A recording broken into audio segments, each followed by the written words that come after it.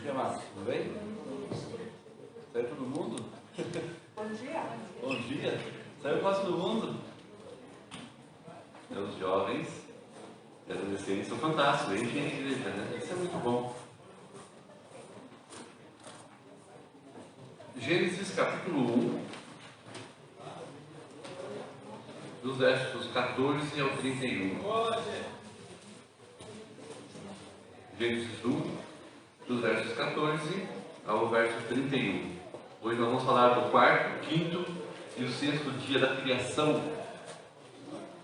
até chegar na excelência da criação, que é a raça humana, o ser humano, o homem e a mulher.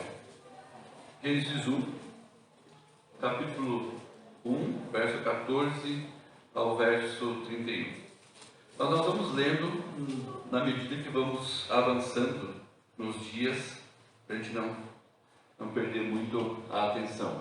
Bem, na semana passada, ou nas aulas passadas, primeiro estudo de Gênesis, o pastor ele comentou sobre, no princípio, né, que Deus céu e a terra estava sem forma e vazia, então ele trabalhou a questão da soberania de Deus na criação de tudo que existe do nada, né? O ex nihilo, que também é chamado. Então ele tratou sobre a criação de Deus do nada, da sua palavra, da essência de Deus. Deus não precisou de nenhum material para criar todas as coisas. No segundo estudo nós vimos os 3 primeiros dias da criação, e o que foi falado é sobre Deus ter um planejamento, Deus ter uma ordem, né, de fazer, e nessa ordem ele criou os lugares, lugar de habitação. Ele fez a terra, os céus e as águas.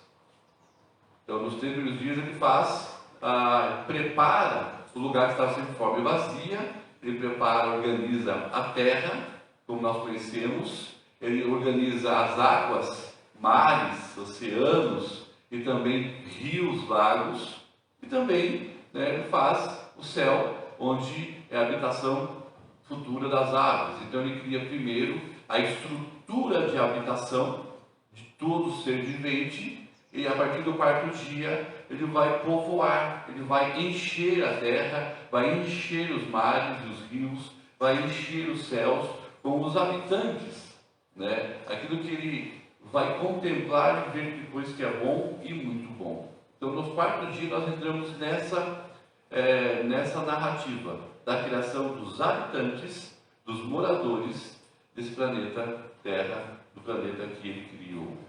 Bem, vale lembrar que nós já vimos qual é o objetivo. Moisés, ao escrever, né, escreve ali próximo ao Rio Jordão, próximo à entrada de Canaã, da Terra Prometida, no período que o povo de Israel estava no deserto, saindo do Egito até a Terra Prometida. Ele escreve os 5 primeiros livros.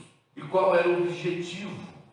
Né? O objetivo era formatar, construir a identidade do povo de Israel. Era transformar aquele povo que saiu do Egito, um povo que estava acostumado com a idolatria, um povo que estava acostumado com os deuses do Egito. Era uma geração que ouvia falar de Deus, mas de fato não conhecia Deus. Moisés tinha que preparar esse povo para entrar em Canaã, entrar na Terra Prometida. Eu comparo sempre esse processo que Moisés fez com 2 outros processos.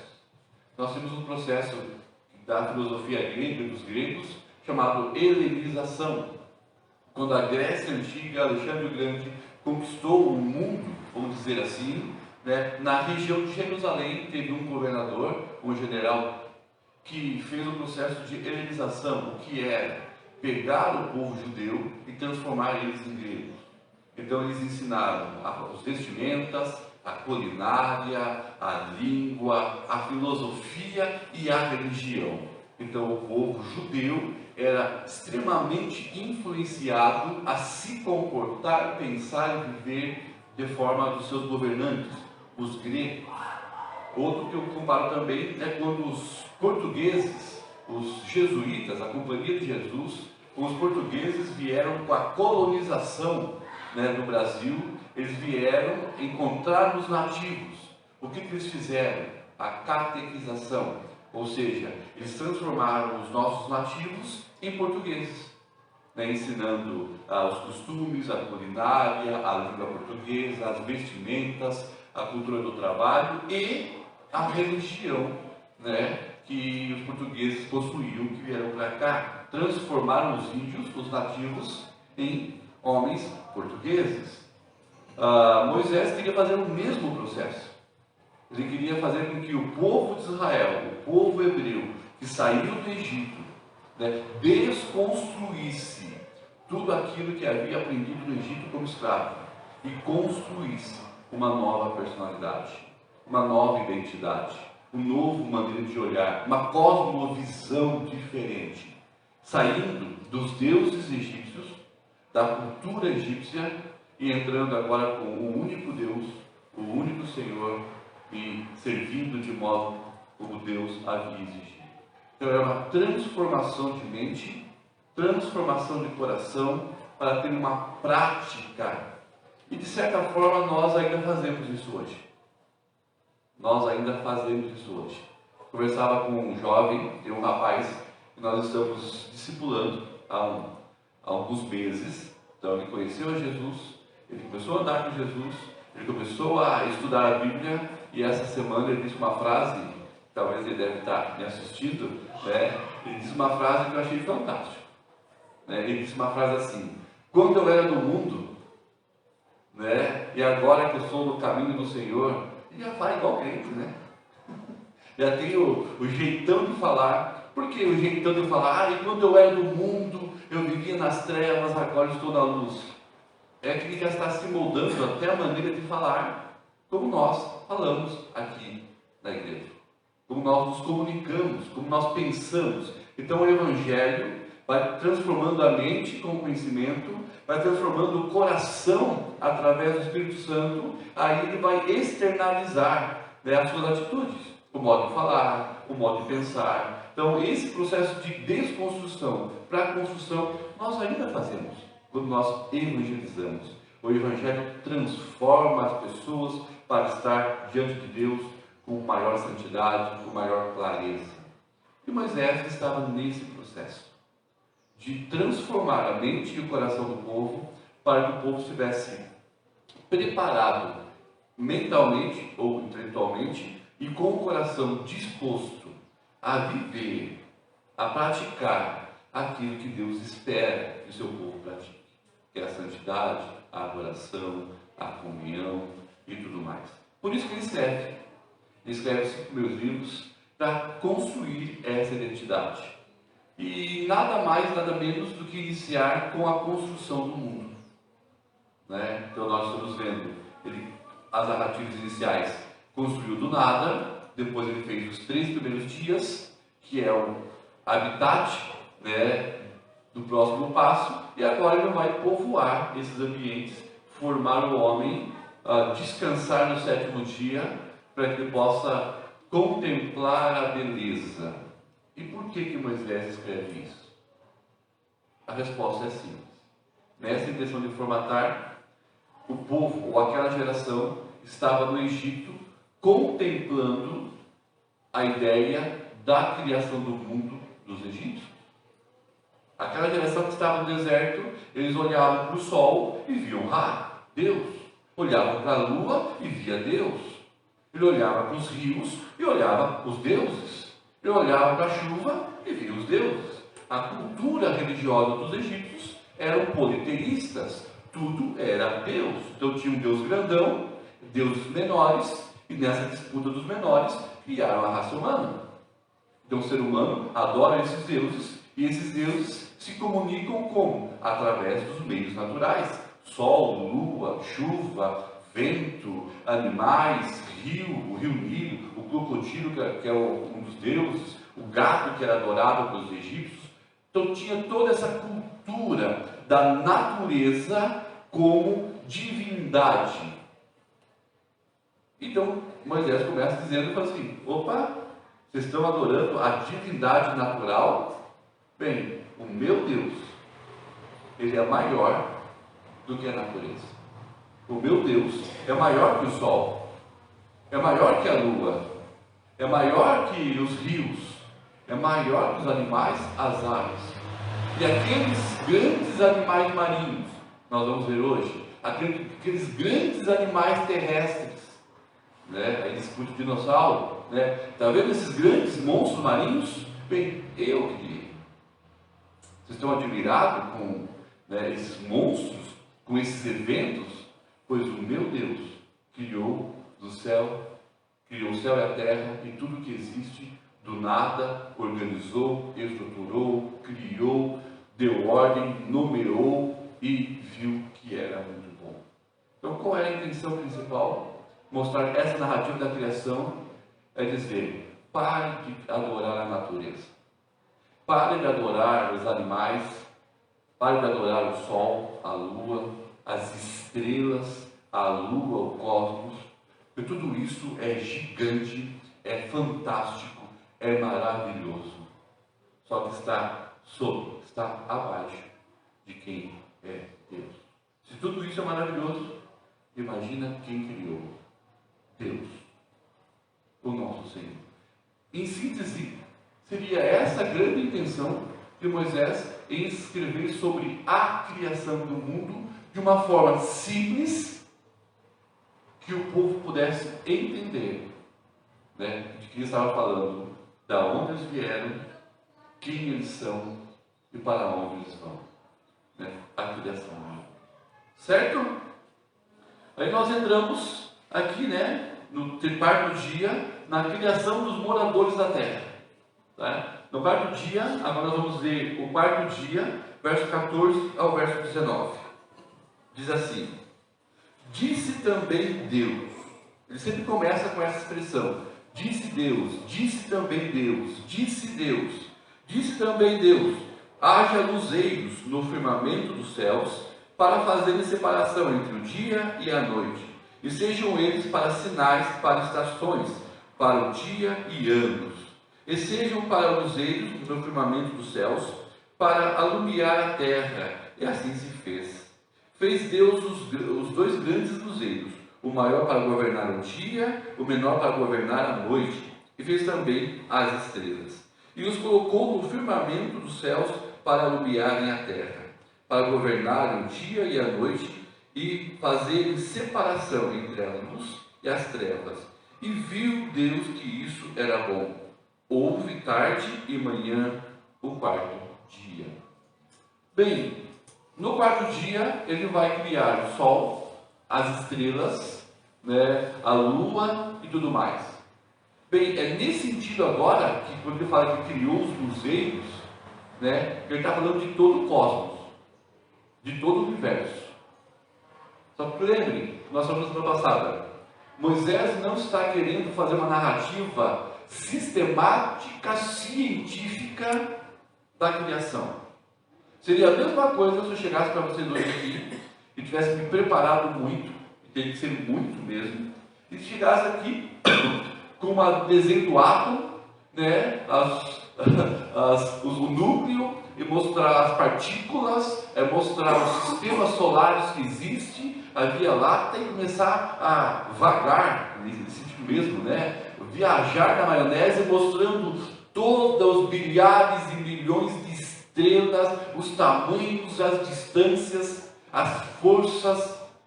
Bem, eu poderia até tentar fazer isso. Aí vocês iam sair daqui dizendo: nossa, como o Alex é inteligente. Aí ia perguntar, você ia perguntar para você: o que você entendeu? Nada, né?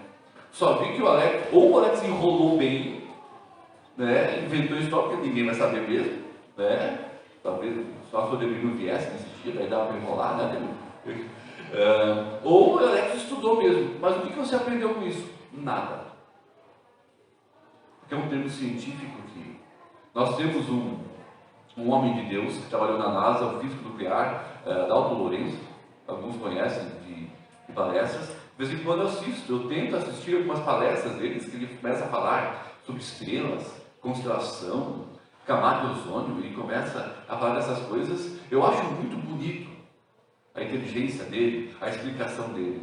Só que eu não consigo reproduzir o que ele fala. É muito difícil, né? Transformar o que ele fala numa linguagem mais simples para fazer o povo entender. E tornar simples torna ineficiente, tão complexo e tão belo que é esse universo e o seu ensino dele. Quem consegue estudar isso, estude, porque a ciência só exalta a grandeza de Deus. Eles pensam que estão querendo derrubar Deus, não. Quanto mais complexo eles começam a mostrar a criação, mais nós vemos a grandeza de Deus, porque Ele fez isso só com a sua palavra. Então no quarto dia Ele cria todas as coisas. Então Ele vai criar de todo as estrelas. Ele coloca essa linguagem simples. Ele fez os luzeiros, fez as estrelas. Né? É como se Moisés estivesse olhando assim. Ele estava olhando, estava tudo escuro. De repente começou a acender as luzinhas. Né? E o céu ficou brilhante. Né? Aqueles desenhos que o povo vai também, eu também tenho uma deficiência nesse sentido. O povo fala assim: ó, está vendo ali? Essas estrelas formam um carro, formam um avião. Eu não vejo nada, eu vejo estrelas. Né? Mas começam a ver as coisas das estrelas, que bonito, as três Marias, os três José. Eu vejo estrelas brilhando no céu. Né? E são gigantescas, e quanto mais lugar escuro você está, longe do centro urbano, mais você consegue contemplar a beleza. Eu fico imaginando Moisés, na sua visão, na sua revelação de Deus, ele está assim de repente no escuro e começa a acender o céu. Deus apertou o botão e os luzeiros foram colocados. Né? E isso que ele não estava compreendendo e nem explicando por trás do visual, porque ele não queria falar algo científico, mas no visual dele ele diz assim: nossa, como ficou bonito. Deus colocou os luzeiros no céu, a lua para iluminar a noite, o sol para iluminar o dia. E o engraçado é que de repente está o sol, e o sol começa a andar, e vai embora, aí vem a lua, e mudou, é um novo dia. E num ciclo de tantas passagens da lua, ele vira uma semana, e vira um mês. Que perfeição, que organização. Ele está narrando isso. Ele está narrando que Deus criou pela sua palavra todo o sistema de iluminação que nós temos no mundo. As estrelas, a lua, o sol, né? Até aquelas estrelas que os homens ainda não descobriram. Só no filme, né? Star Trek consegue descobrir, né? Planetas, estrelas, até esses que nós não descobrimos ainda que existem, foi Deus que criou. Ele usou apenas a sua palavra. Lembra do Logos, nós falamos no passado? A palavra Logos, energia que sustenta, energia que cria todas as coisas da filosofia, que para nós é Deus. Deus é o que criou todas as coisas, que sustenta todas as coisas, e pela sua palavra, o Logos, ele fez isso acontecer. E nós já vimos que essa palavra de fazer acontecer é o próprio Filho. Não era Jesus. Jesus não havia nascido com um corpo, mas era o Filho de Deus, a segunda pessoa da Trindade, que estava agindo. Deus estava planejando, o Filho estava executando, e o Espírito Santo pairava sobre a face da terra, preparando todas as coisas. A ação da Trindade, apesar do termo Trindade não falar diretamente aqui, mas nós vemos a ação do Pai, do Filho e do Santo, criando da forma perfeita, da forma de organização. Então, pela palavra dele, simplesmente pela palavra, ele criou todo o sistema solar, todo o sistema de iluminação, todas as estrelas, rapidamente, no único dia, e com a sua palavra. Então, naquele caderninho de perguntas para Deus, outra pergunta, mas assim: nossa, como foi criar tudo isso nesse complexo e maravilhoso e rapidinho? Eu já sei a resposta. Eu vou dizer: eu sou Deus, e você não. Então a resposta vai ser mais ou menos assim: porque Ele pode todas as coisas. Então Deus criou pela sua palavra tudo que existe. Moisés revela de forma simples e casual. Lembra? Nós estamos contando o que Moisés está vendo de uma forma simples, como nós viríamos. Nós iríamos, se nós estivéssemos no lugar, iríamos ver o acontecimento de forma simples, não científico. E ele conta e escreve ao povo de uma forma simples, para que o povo possa entender o quê? Que Deus criou todas as coisas. Esse é o objetivo. Tudo que existe veio de Deus. A ciência explica de forma mais complexa. Verdade. Como ciência, se você for estudar, como você tem da Lourenço aqui, você pode ter informações fantásticas. Eu lembro quando eu dava aula para o quarto ano, aqui no município, e eu tentando fazer algo diferente. Eu fui para uma sala de aula com o terceiro e quarto ano. Nós pegamos lonas pretas, fechamos todas as janelas com os alunos. Eu e os alunos pendurando assim nas carteiras, tampando, os pedagogos amavam, tudo bem. Fechamos tudo a janela. Eu levei um retroprojetor, projetamos no teto, e levei o computador com um programinha chamado Estelar. A gente digitava, por exemplo, Marte, ele fazia como se fosse um planetário, E no planetário as crianças digitavam, brincavam, o planetário dava distância, se tinha umidade, fazia tudo ou seja, fazia o trabalho que eu não sabia, de explicar todos os planetas, e havia lá, que o planetário fazia, simplificava a minha vida. E as crianças amavam aquilo. E as pedagogas bravas porque eu baguncei toda a sala. E as crianças ficaram agitadas para as próximas aulas. Depois, eu perguntei para as crianças na outra aula: o que vocês entenderam? Nada, professor, mas foi legal. Eles entenderam que era legal, que existe uma organização perfeita, mas eu não construí talvez nenhum conhecimento significativo, além de muita bagunça e muita alegria, e de ser o professor querido e os outros serem odiados porque fazia bagunça, Porque a linguagem, mesmo de um programa de computador, não é uma linguagem simples e se entender. É mais científico, e a ciência tem que ser analisada por quem estuda ciência. E quando se estuda a ciência, no olhar da ciência, você consegue compreender grandes coisas. E nessas grandes coisas, a gente acaba encontrando a grandeza de Deus.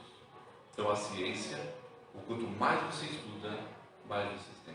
Tirando de estrelas, para o nosso caso aqui, quando de pandemia, a gente começa a ouvir muito a questão do DNA, o DNA humano, DNA, aqueles desenhos que fica rodando, que arranca um, arranca outro, coloca, transforma, toda aquela complexidade. E aí, no final, diz assim: os cientistas ainda estão tentando entender o DNA humano. Os cientistas ainda estão tentando entender a mente humana. Bem, se você pegar um único objeto da criação, o ser humano, e tentar explicá-lo, a ciência não consegue. Tão complexo que é. Imagine todas as estrelas, a constelação, tudo que existe, a ciência vai dizer: é muita informação, é muita complexidade. E Deus diz: para mim é simples, eu faço rapidinho. E quando destruir, vai destruir rapidinho, porque Ele é Deus. Ambos exaltam a Deus, tanto a linguagem mais simples como a ciência. As estrelas não definem o nosso futuro, elas são criadas. Os egípcios acreditavam nos astros.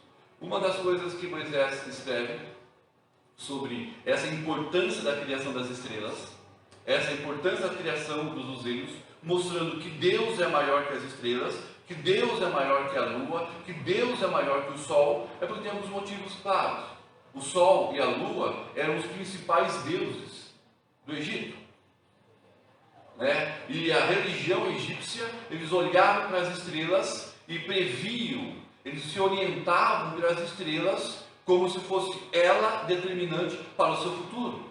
Ou seja, o povo de Israel aprendeu a olhar para o sol e para a lua e ver deuses.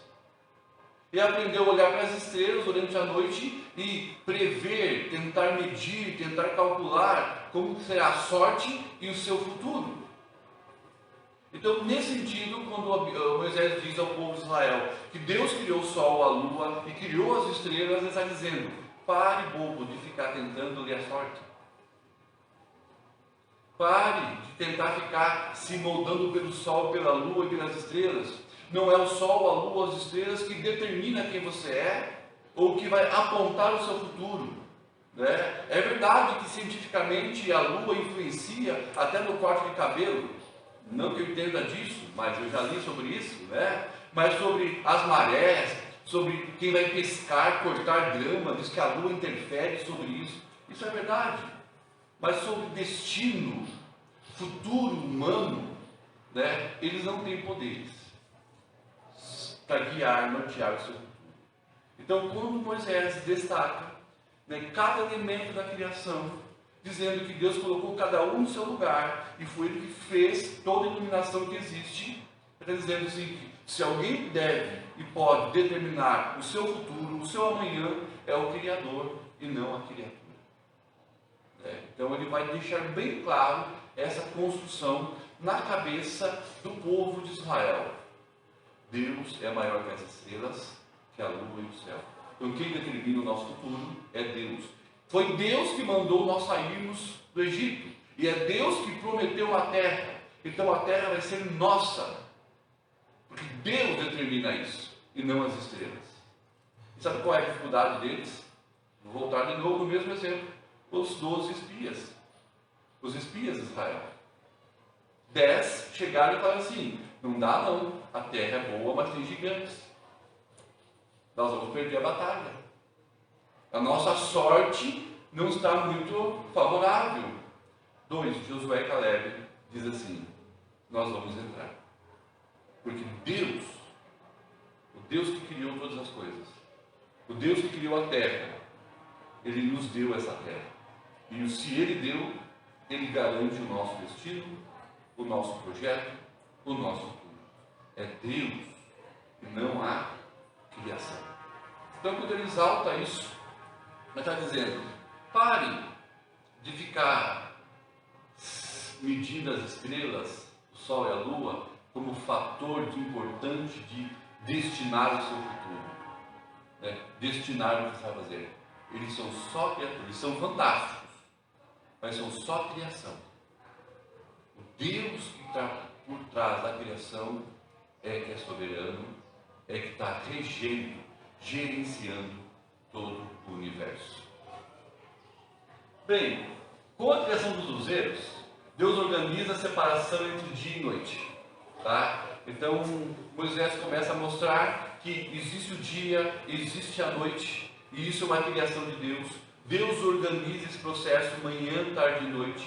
Deus tinha interesse em organizar manhã, tarde e noite. Nós vamos ver o porquê que Deus tem interesse em organizar. O ciclo temporal começa a ser incluído agora. Deus é eterno. Deus vive na eternidade. Então Deus começa agora a construir o tempo. O processo de dia, o processo de semana, o processo de mês, as estações do ano. Mais tarde Deus vai dizer a Moisés sobre as festas do povo de Israel, a festa da lua nova, a festa da colheita, e para Deus determinar as festas, as datas, as comemorações, os dias especiais, o primeiro dia da semana de adoração, Deus tem que estabelecer o cronos, o tempo, como nós conhecemos hoje, o calendário de dia, semana, mês e anos, estações do ano. Aqui ele começa dizendo, Deus faz separação do dia e da noite. Ele faz uma diferenciação no processo do dia ser transformado. Deus ilumina a terra plenamente. Então a terra é iluminada durante o dia e durante a noite. Se você pegar os Salmos que diz assim que os céus proclamam a glória de Deus, nós entendemos de que a criação, de certa forma, ela representa algumas das características e dos atributos divinos. E a presença do Senhor, diz lá no novo céu e nova terra, quando nós estudamos Apocalipse, Apocalipse diz que lá no novo céu e nova terra não haverá sol, não haverá lua. Sabe por quê? Porque o próprio Senhor vai iluminar. Ele é o nosso sol, Ele é a nossa lua. Faz uma menção aqui, dizendo, aqui Deus criou o sol e a lua para iluminar. Mas lá não vai precisar, porque essa representação é substituída pela perfeita presença do sol e da lua, que vai iluminar eternamente a terra, que é o Senhor. Deus organiza a estação do ano. Assim, Deus revela que é Senhor sobre todos os astros. É o Senhor do tempo. Ele é o Senhor de todos os astros, é o Senhor do tempo, é o Senhor do cosmos. Ele está revelando de que Ele é o Senhor. Quando Jesus é questionado pelos fariseus sobre o sábado, que Jesus curava no sábado, Jesus fez milagres no sábado, e quando ele vai ser questionado pelos fariseus no sábado, qual é a resposta dele? Quem é maior? Deus, o homem, a lei, o sábado? Ele vai questionar os fariseus, conhecedores da lei, na seguinte ordem: vocês estão dando ênfase na lei, mas eu sou o Senhor do sábado, eu sou o Senhor do tempo, eu sou o Senhor dos acontecimentos. Organização de tempo, de temporalidade, para que nós pudéssemos viver nesse período. É porque Deus iniciou e já planejou o novo céu e a nova terra. E não só planejou, Deus já criou o novo céu e a nova terra. Só não chegou no nosso tempo. Mas vai chegar. Quando chegar o fim do tempo, vai ser o nosso tempo, lá no novo céu, na nova terra. É isso que Jesus disse: quem entrar, sairá. Quem entrar, sairá dessa terra e vai entrar no novo céu, na nova terra. Porque Ele é o caminho de tudo isso. Bem, curiosidade do quarto dia. Acho que até já falei algumas coisas. Deus não nomeia esses eventos. Lembra que nós falamos semana passada de que Deus tinha uma ordem, né? Ele dava nome a toda a sua criação. No quarto dia, Ele não vai dar nomes, né, ao quarto dia. Por quê? Porque os nomes do sol, Ra, da lua e tudo mais eram o nome dos deuses dos egípcios. Então Deus não queria dar mais um nome para que se fosse substituído o nome de Ra, Deus do Egito, para o novo nome, o Deus Sol dos Hebreus. Então Ele não nomeia nesse dia a sua criação, mas no final Ele diz que isso era bom, a criação era boa. Estrelas. Os egípcios acreditavam que a lua, o sol e as estrelas definiam o futuro das pessoas. Então, meus queridos, se você que está em casa, você que está aqui, tem o costume de entrar na internet e ver o horóscopo, perdeu o seu tempo, tá? Então, eu queria dizer para você assim, que o coelho da Páscoa não existe, Papai Noel é só uma invenção e que o horóscopo é uma furada, tá? Se você tenta se guiar nas estrelas para tomar decisões na sua vida, está dizendo, você perdeu seu tempo. Então não fique bravo comigo, porque a Moisés está ensinando isso, dizendo: pare de perder tempo tentando adivinhar o futuro ou as decisões com base na natureza. A natureza é criatura, Deus é o supremo criador, Ele que determina. Então busque nele. Então, em vez de ficar contando as estrelas, olhe. Em vez de você perder tempo em procurar o horóscopo na internet, veja o cada dia, meditação, leia a palavra, que Ele tem a sua vida, sua história nas mãos dele. Ele é o Senhor.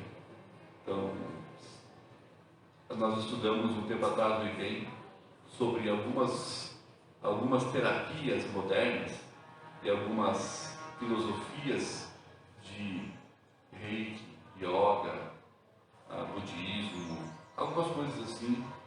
Aí me perguntam: Alex, você é contra o reiki, você é contra o yoga, você é contra o budismo, você é contra a meditação?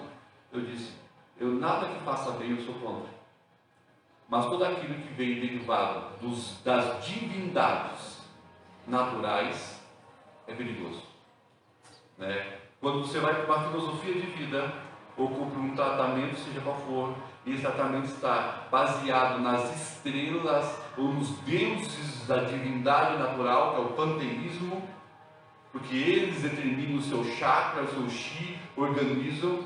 Cuidado, você está fazendo uma prática que veio de uma adoração da natureza, e não do Criador. Não estou dizendo que você está fazendo com a intenção errada, mas você está sendo enganado. E às vezes estão organizando sua alma com divindades da natureza, que não é Deus. Os egípcios faziam isso e Moisés estava dizendo: cai fora que é furado. Precisa meditar? Sim. Medite no Senhor.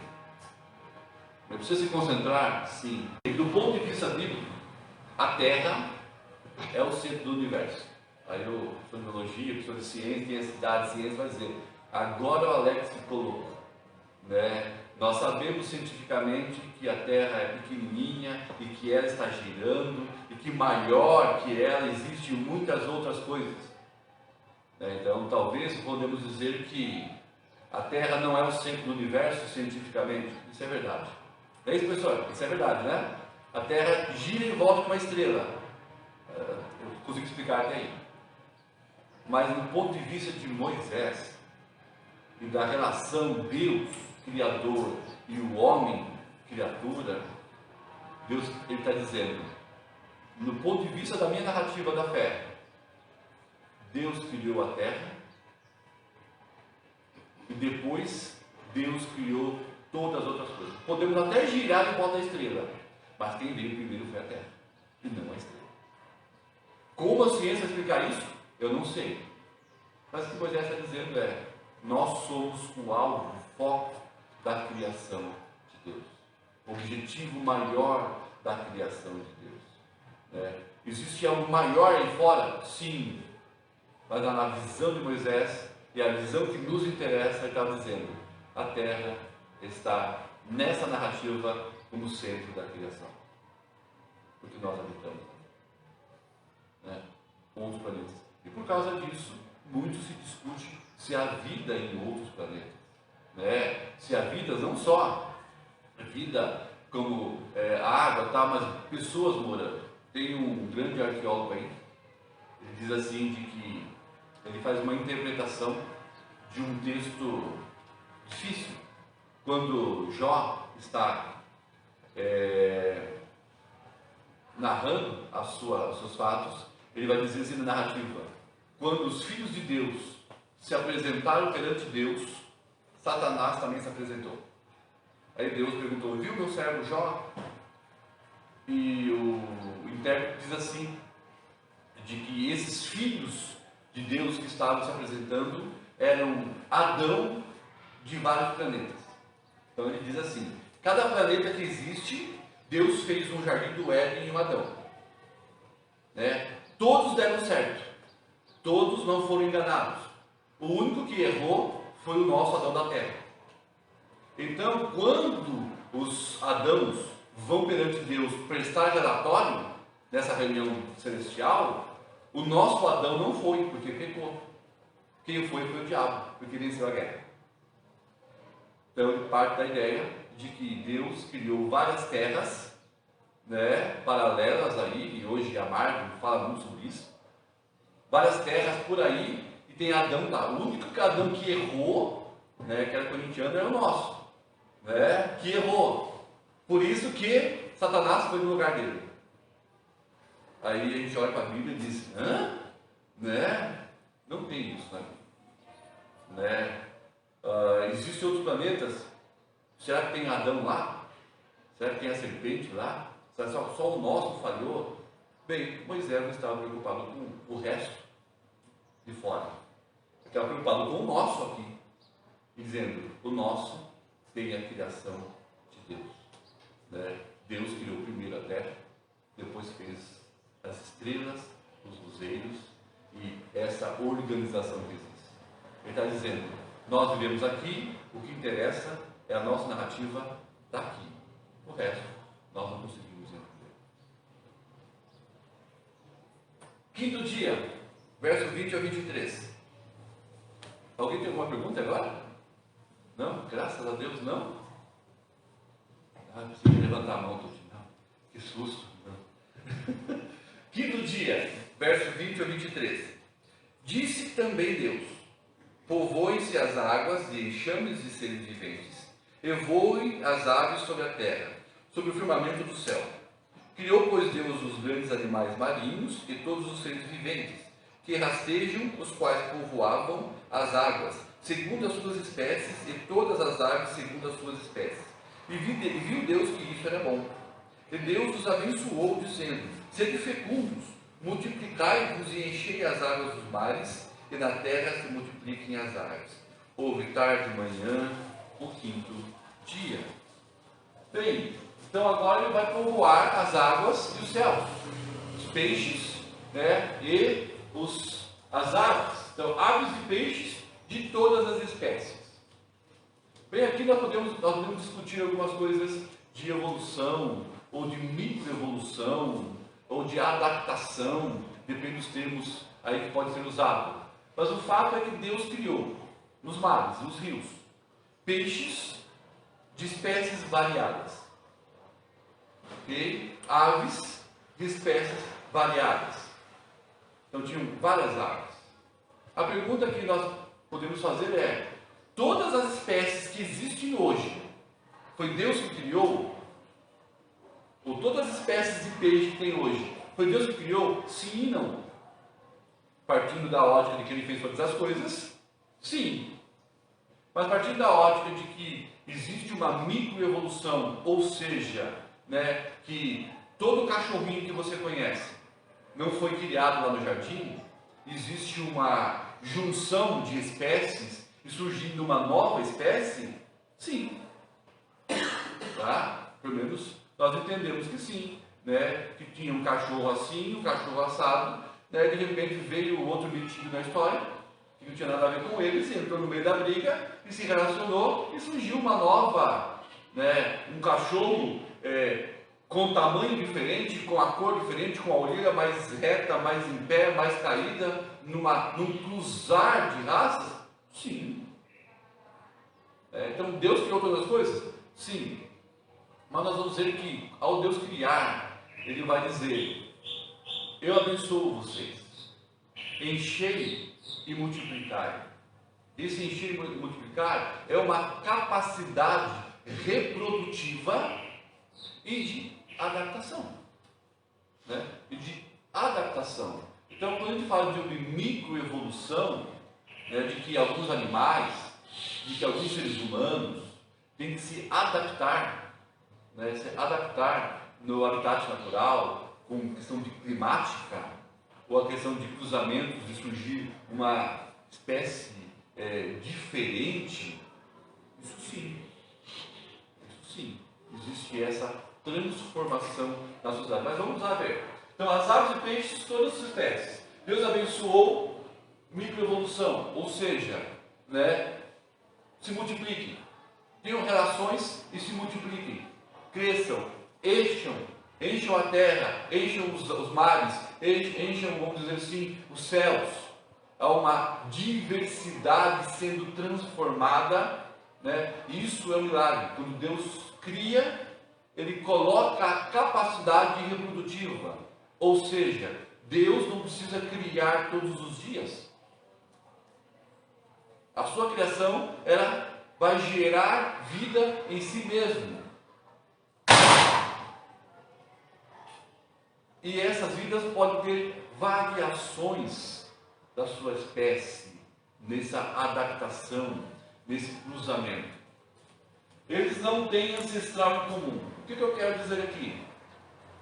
É que a narrativa, ele quer dizer assim: pássaro é pássaro, peixe é peixe. Né? Se há um denominador comum, é Deus. Mas Deus criou peixe é peixe, pássaro é pássaro, e ponto. Não na teoria de que a ideia de que tudo veio de uma base comum, de repente o peixe virou peixe, e aí ganhou asas, depois ganhou patas, e foi virando terra, céu, mar. Não, não tem isso. Não é evolução nesse sentido. Está dizendo assim, que Deus criou o peixe e seu habitat, as aves e seu habitat, né? A terra e seus habitats. É verdade de que alguns peixes sobrevivem mais tempo na terra? Sim. Eu lembro quando eu era pequeno e quando eu vim conhecer o sul do Brasil, Francisco Beltrão, fui pescar com o pastor Renato e pegou um peixe, grandão, que tem um barbão assim, né, e deixou assim, ele ia se batendo na direção da água, ele andou metros assim até chegar próximo do rio. Ele andava, né, eu fiquei admirado assim, para mim, peixe saiu da água, morre, né? E tem algumas aves que ficam na água, vai no lago, tem um monte de pato aqui que dá susto na gente, de repente sai voando, ele pensa que voa, né? Ele pensa que voa baixinho, de repente está nadando. Tem aves que ficam na água, peixes que andam lá. Tem, gente, tem. Então, isso é adaptação? Pode ser. Deus criou assim? Não sei. Né? Mas o fato é que toda a criação de Deus, ela tem essa capacidade reprodutiva e de se adaptar. É isso que Deus está mostrando. Que Deus criou tudo isso perfeito para se reproduzir, para povoar, para encher e para se adaptar. Eles não são inteligentes como os seres humanos, mas eles são dotados de algo especial para reprodução e adaptação. Perfeição nesse sentido. Aqui entra a questão de alguns monstros marinhos. Por exemplo, né, quando ele fala que ele criou grandes animais marinhos, aí, né, quando o adolescente, o jovem lê isso aqui, pergunta: é aí que entram os dinossauros do mar, das águas? É possível. É possível. Eu coloquei 2 textos, Salmo 74, verso 13 a 14, e Isaías 27, verso 1. Ele vai falar de grandes monstros marinhos, o Leviatã. E a narrativa dele vai dizer: olha os grandes monstros marinhos. Né? Se esses monstros marinhos que Isaías e o salmista está dizendo são os dinossauros aquáticos, tem dinossauros aquáticos, né, professor? Deve ter, né? Os gigantes da água. Dinossauro da ciência, só que o que vive no ambiente terrestre. Terrestre, né? São répteis, né? Répteis, viu? Então, os répteis aquáticos, não, também não dá, né? Não funciona. Os monstros do mar. Ele disse que tinha uns monstros lá. Se eram tubarões, baleias, tipo, as orcas, o que eu não sei. Mas o fato é que ele estava narrando, né, Isaías e o salmista diz assim, de que existiam grandes monstros marinhos. Jó vai narrar um grande monstro terrestre. Pela narrativa de tamanho de árvore, largura e a questão muscular, para ser um dinossauro mesmo. Mas aqui que eles foram criados, bem, Moisés não deixa claro, específico, o nome e o tamanho e os detalhes dessa criação. Mas os grandes monstros marinhos foram criados aqui.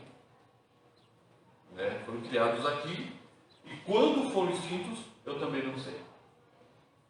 O homem como representante de Deus, 6º dia, versos 24 a 25. Diz assim: disse também Deus: produz a terra seres viventes, conforme a sua espécie, animais domésticos, répteis e animais selváticos, segundo a sua espécie, e assim se fez. E fez Deus os animais selváticos, segundo a sua espécie, os animais domésticos, conforme a sua espécie, e todos os répteis da terra, conforme a sua espécie. E viu Deus que isso era bom. Também disse Deus, não, tá bom aqui, tá 25.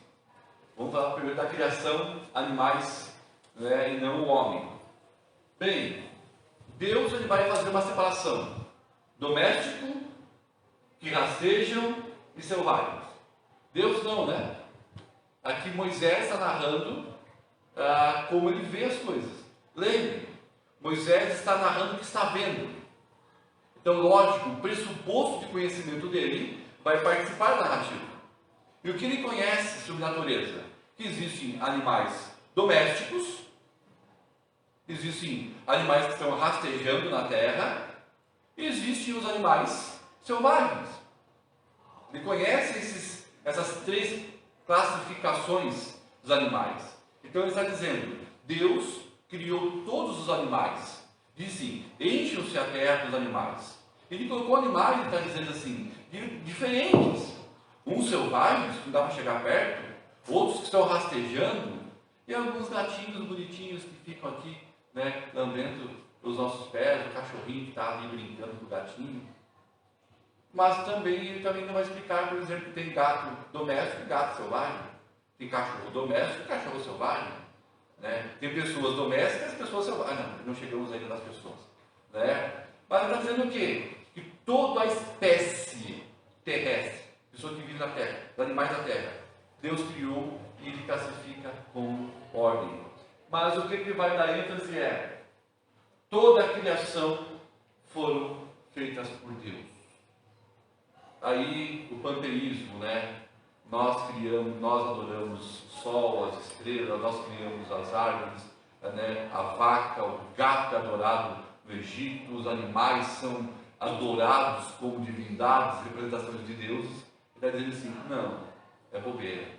Deus criou todas as coisas e deu a capacidade de reprodução aos animais e de adaptação, microevolução. Eles são capacitados para reproduzir. Então Deus criou uma vez só e eles agora garantem sua existência. Aqui, entre os dinossauros criados nesse período, ponto de interrogação: possível, né? Se foi criado aí. Então a pergunta agora nem é quando que os dinossauros foram criados. Eles foram criados aí. A questão é quando que eles sumiram, quando que eles foram destruídos e o porquê. Aí é uma das perguntas principais do caderninho quando chegar para Deus, né? Quando foi destruído os dinossauros? Porque nós não sabemos muito bem. Existem teorias e teorias dessas explicações. Sexto dia, que é o principal, o homem, criação do ser humano. Versos 26 a 31 diz assim: também disse Deus, façamos o homem à nossa imagem. Ele muda aqui a construção da sua frase. Não disse Deus, ou também disse Deus. Agora ele usa, façamos o homem à nossa imagem, conforme a nossa semelhança. Tenha ele domínio sobre os peixes do mar, sobre as aves do céu, sobre os animais domésticos, sobre toda a terra, sobre todos os répteis que rastejam pela terra. Criou Deus, pois, o homem à sua imagem, a imagem de Deus o criou, homem e mulher os criou. E Deus os abençoou e disse: sede fecundos, multiplicai-vos, enchei a terra e sujeitai-a, dominai sobre os peixes do mar, sobre as aves do céu, sobre todo animal que rasteja pela terra. E disse Deus ainda: eis que vos tenho dado todas as ervas que dão sementes e se acham na superfície de toda a terra, e todas as árvores em que há fruto que dê semente, isso vos será para mantimento. E a todos os animais da terra, e a todas as aves do céu, e a todos os répteis da terra, em que há fôlego de vida, toda a erva verde lhe será para mantimento. E assim se fez. Viu Deus tudo quanto fizera, eis que era muito bom. Houve tarde e manhã, no sexto dia. Agora entra aqui no ser humano, tá? Gente, a expressão Adão, no hebraico, que é o Adão para nós, ela não se refere ao homem, tá? Ao nome da pessoa Adão. Não. A expressão Adão, ou Adão, significa assim, a espécie, a humanidade, ser humano como espécie. Então a palavra Adão é que Deus criou uma espécie diferente das outras. E esse era Adão. Então, homem, como homem, mulher, criança, como espécie humana, ela veio da definição Adão. Então, Adão, né, é a primeira espécie, é a criação primeira da humanidade, é o que surge disso tudo. Então, Adão é a espécie, o gênero humano, tá? E não a pessoa. E Eva não era o nome só da mulher, né? Ela chamava Eva. Não, Eva significa mãe, né? Dela vai surgir nessa reprodução toda a sua geração. Semelhante à criação, Deus capacitou ao homem, à mulher, né, para que se multiplicassem, né, abençoou para que tivessem multiplicação, encher e povoar a terra. o Adão iria expandir. Por isso que Eva ganha esse nome. Tá? Mas nós vamos entrar em duas palavras hebraicas que é importante, somente nas discussões da modernidade. Bem, aqui no começo Deus usa um termo diferente. Como eu falei, plural. Façamos o homem segundo a nossa imagem, segundo a nossa semelhança. Façamos, não mais disse Deus. Bem, a gente entende pelo restante da Bíblia de que ele está falando o quê? Algo especial que tem a ver com a Trindade. O Pai, o Filho e o Espírito Santo. Os mesmos que estavam em Gênesis 1, agora estão aqui se reunidos para criar o homem. Mas, nessa teoria da pluralidade, alguns intérpretes dizem assim, que Deus aqui não tem a Trindade. Não é Trindade. Deus não é 3 em 1. Mas Deus, ao falar façamos, ele usa de uma retórica de governo. Quando diz nós queremos agradecer, nós estamos pensando, não, eu estou falando. Mas eu uso nós, porque nós parece coletivo e soa um ar de decisão, de governo. Então alguns dizem, não existe Pai, Filho e Espírito Santo. Quem é da linha dos modelistas, que são das partes que fazem da modelagem, que é muito pouco usado, falam que aqui o termo usado é de pluralidade, de governo. Deus estava dizendo que Ele é o Senhor, mas não é isso. Segundo, que alguns intérpretes dizem assim, de que Deus estava falando com os anjos. Deus reuniu os anjos e disse para os anjos, vamos fazer o homem segundo a nossa imagem, segundo a semelhança. Então os homens são parecidos com os anjos e parecidos com Deus. E isso trouxe uma confusão no cristianismo muito grande. Poder dos anjos sobre a igreja. Poder dos anjos, as pessoas contemplam e querem ver anjos, mas não se preocupam mais com Deus. Bem, eu conheço uma igreja, aqui há muito tempo atrás, que foi um pregador convidado, e o pregador ele começou a pregar na igreja assim, como se fosse a nossa assim, esquerda e direita, 2 cadeiras de banco. O pregador começou a olhar assim e disse assim, eu estou vendo um anjo do Senhor aqui. E o povo gritou, glória a Deus, glória a Deus, glória a Deus, glória a Deus, porque o anjo está do lado direito agora derramando o bálsamo, a unção. De repente o anjo foi embora. E a parte esquerda ficou para cá, ficou sem a bênção. Deu uma confusão na igreja. No outro dia todo mundo sentava do lado direito, ficou vazio lá da esquerda. E o povo, glória a Deus, glória a Deus. Aí começou a conversar um com o outro. Você viu o anjo? Não. Você viu o anjo? Não. Ninguém viu o anjo. Só o pregador. Mas assim, a euforia, a gritação, a empolgação porque o anjo apareceu, foi maravilhosa. Mas quando Deus está presente no culto, ninguém diz amém, glória a Deus. Nós ficamos até com vergonha, O pastor fala, você vai para o céu, amém. Você vai para o céu, glória a Deus. Eu estou empolgado com Deus. Não, Deus não empolga. Jesus morreu na cruz, tá. Não empolga. Passou o anjo, Aí canta com a música, Jacó, pegou o anjo, canta sobre o anjo e glória a Deus por isso, Porque cria-se uma teologia de que os anjos são parecidos conosco e tem uma importância na criação, porque Deus e os anjos criaram a terra. Gente, isso é teologia furada, tá? Isso é teologia furada. A indicação da pluralidade de Deus, ou seja, aqui é o Pai que planejou todas as coisas. Aqui é o Filho, o Logos, que executou todas as coisas. E aqui é o Espírito Santo que prepara e capacita toda a sua criação. E todos esses atributos que o Pai, que o Filho e que o Espírito Santo têm, agora vão ser manifestados na sua criação, que é o Adão. A imagem e semelhança. Então, o ser humano possui imagem e semelhança de Deus. A criação, e essa imagem e semelhança, nos faz ter uma criação diferente de todas as outras. Nós temos algo a mais do que o resto da criação.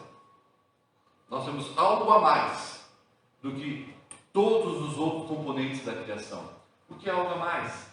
Característica moral, primeira delas. Nós somos dotados de alguns sentimentos, de alguns atributos, que às vezes está meio disfarçado e meio escondido por causa do pecado, mas o pecado é um próximo estudo, né? Mas Adão era alguém que amava.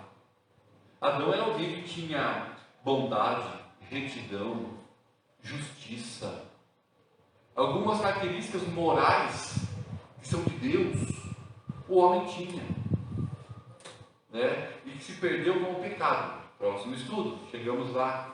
Mas Adão, ele representava, é como se você chegasse na sua casa e aquele espelho grande, né?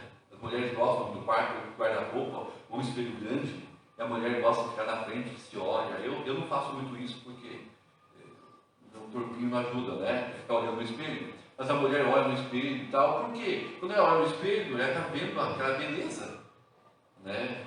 A mulher está se vendo no espelho. Como você olha, meus cabelos são bonitos, né? Aqui está borrado, eu vou passar maquiagem. A mulher, quando olha no espelho, ela vê um reflexo muito parecido com ela. Era essa a ideia de que Deus criara o homem. O homem estava refletindo como um espelho Deus. Mas em que sentido? Então Deus tem um corpo? Não nesse sentido. Não plenamente igual a Deus. Semelhante. Em que sentido? Moral. Né? Bondade, longanimidade, mansidão, amor, domínio próprio. O homem tinha características que nos fazem lembrar de Deus. E também características espirituais, né? Inteligência, criativo, pois o homem deu nome a todos os animais da terra, e comunicativo. Né? O único ser criado que é plenamente comunicativo é o ser humano. O papagaio, ele vai imitar. O cachorrinho, ele faz carinho, né? E tem cachorrinho que parece que é gente, né?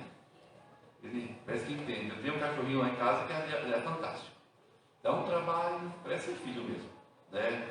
Mas não se compara ao que é ser inteligente humano. A capacidade de comunicar, a de interagir. Sabe por quê? Porque Deus é um Deus pessoal. Deus é um Deus de comunicação. Deus é um Deus de interação. Deus é um Deus de características espirituais, características morais, né, que o homem vai refletir um pouquinho de quem é Deus.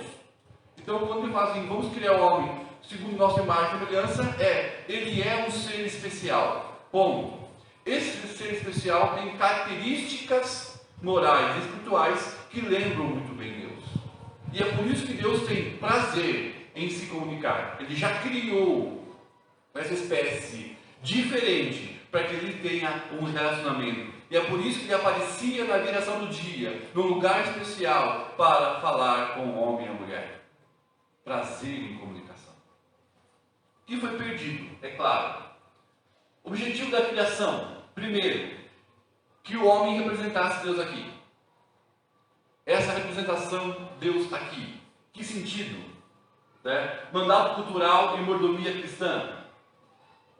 O que significa isso? Deus disse: o homem governe sobre os animais terrestres, as aves do céu e os das águas. Dê nome, cuide, usufrua, né, das sementes, das árvores, dos animais, governe. Então, o ser humano, como criação de imagem e semelhança de Deus, com as características morais, espirituais e a criatividade, comunicação e inteligência, faz com que o homem seja um mordomo de Deus. O homem tem a sua responsabilidade de fazer tudo que era bom para que se encha, multiplique, povoe a terra. O homem governa sobre a criação de Deus em termos de manutenção e cuidado. Mas também o ser humano ele tem a função de fazer o quê? Da construção cultural. né, da adoração, da música, da arte, dos princípios éticos, dos princípios de convivência, os relacionamentos, os ensinamentos, a educação, que chama de cultura. Então, quando ele cria esse ser especial, ele cria um ser especial semelhante a ele até no governo. Governe sobre os animais. Dê nome e tome conta. Estabeleça um padrão cultural, social de vida que seja semelhante à relação cultural e de governo da Trindade. Se perdeu isso com o pecado? Sim. Próximo estudo, né? O pecado faz com que a gente seja os campeões de matar, roubar e destruir. E a gente coloca isso como atributo do diabo. O diabo é assim, ele veio para matar, roubar e destruir. Mas hoje eu penso que por causa do pecado, se o diabo não agisse, nós ainda iríamos matar, roubar e destruir, porque desvirtuamos as características de Deus. Segundo, para ter comunicação e comunhão com Deus. Amados, Deus nos criou diferentes, semelhantes a eles, para nós estarmos em plena comunhão com Deus. Deus tem prazer em estar com seus filhos. Mas o pecado, próxima aula, também nos separou de Deus.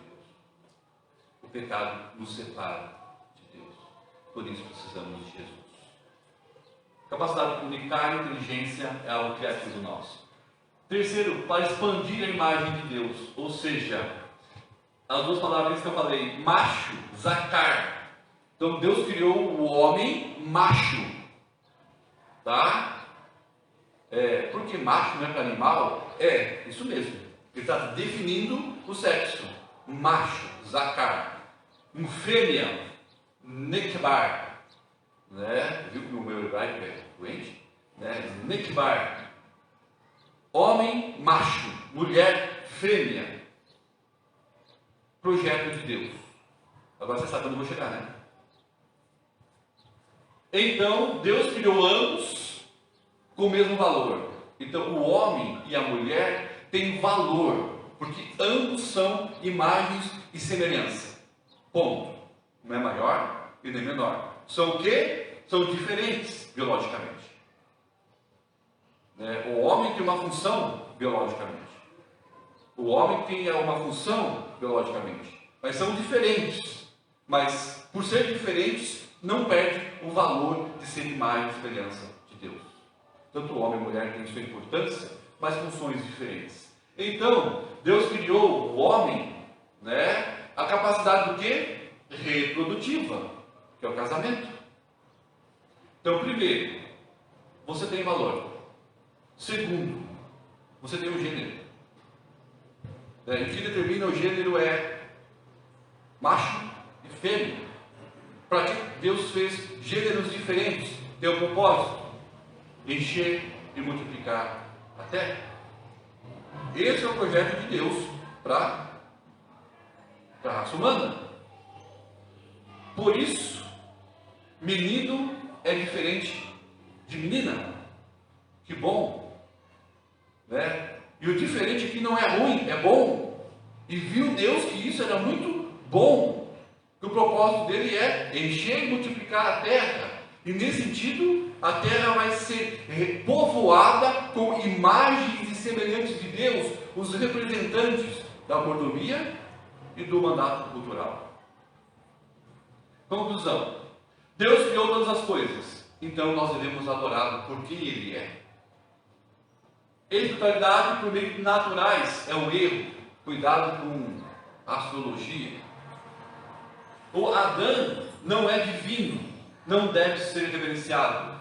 Homem é criatura, apesar de ser especial, mas é criatura, ele não é Deus. O Adão, o homem, não deve estar no centro das coisas. O centro é Deus. O centro é Deus. O Adão, o homem, ainda é portador das características de Deus. Ou seja, nós ainda temos a responsabilidade de refletir Deus, de mostrar Deus, de falar sobre Deus, de estar em comunhão com Deus. ter vida com Deus.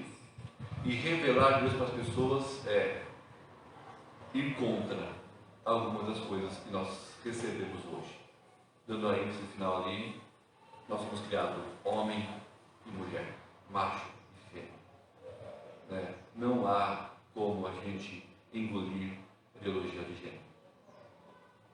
Nós podemos respeitar, amar as pessoas, conviver com as pessoas, mas dizer que é algo comum, natural, que Deus fez assim, a Bíblia é bem clara.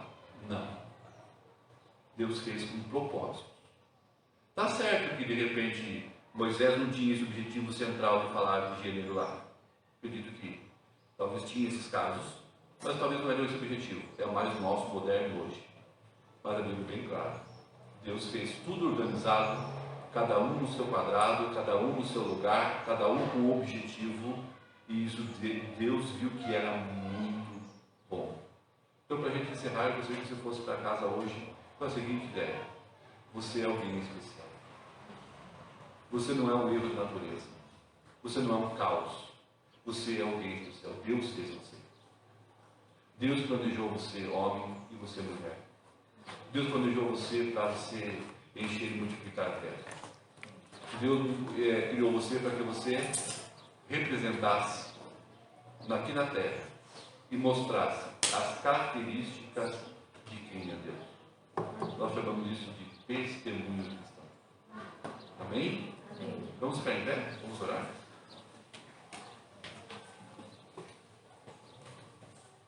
Pai querido, nós agradecemos por esse momento, por essa reflexão, por essa narrativa simples, é verdade, Deus. Nós não queremos nada científico, mas mostrar assim que Deus, o Senhor é maravilhoso, tem o controle de tudo, planeja todas as coisas, tem a direção e é o nosso Deus.